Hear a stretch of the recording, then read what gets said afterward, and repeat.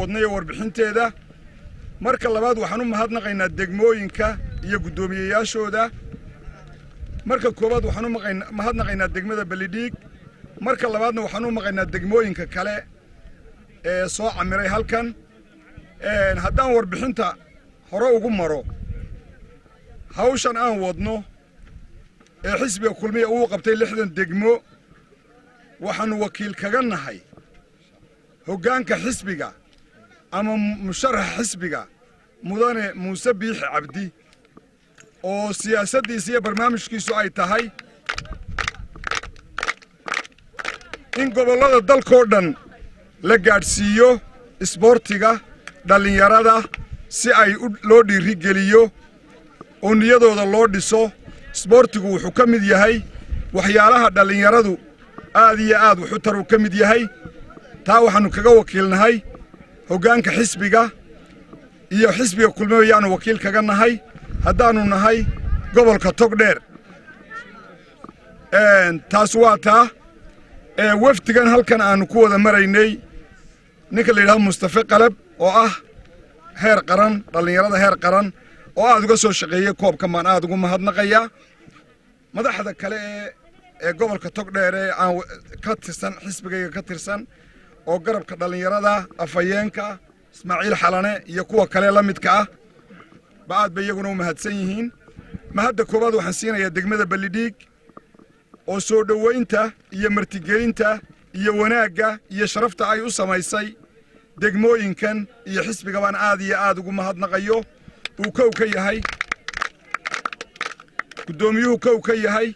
odayaasha degmada booliiska gudoomiyaha xisbiga taageerayaasha kale xisbiga aad iyo aad baad u mahadsantihiin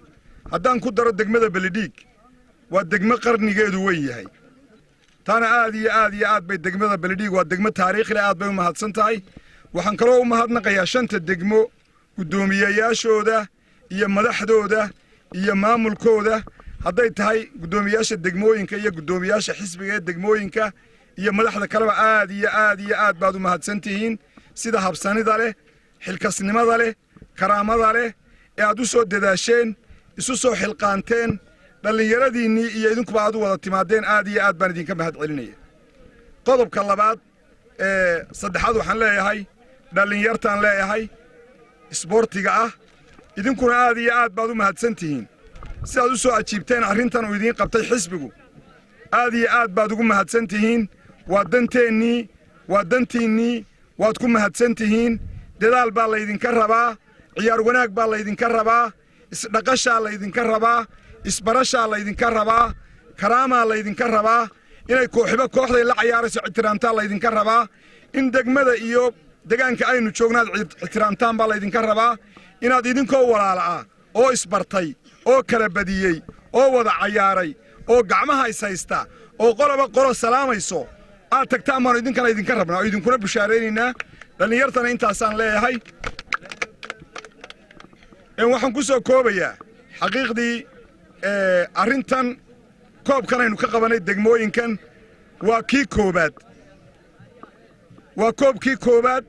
ee degmooyinkan 6 loo dhigo waana degmooyinka gobolka Togdheer ugu dadka badan waana degmooyinka gobolka Togdheer ugu waaweyn waana degmooyinka gobolka Togdheer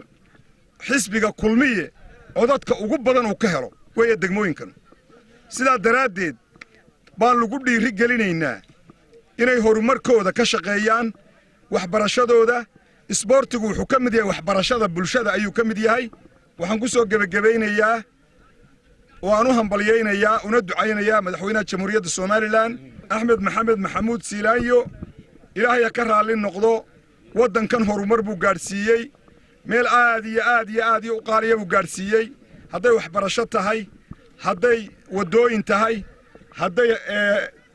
mashaariic kala duwan ay tahay ilaahay baanu uga baryaynaa ilaahay inuu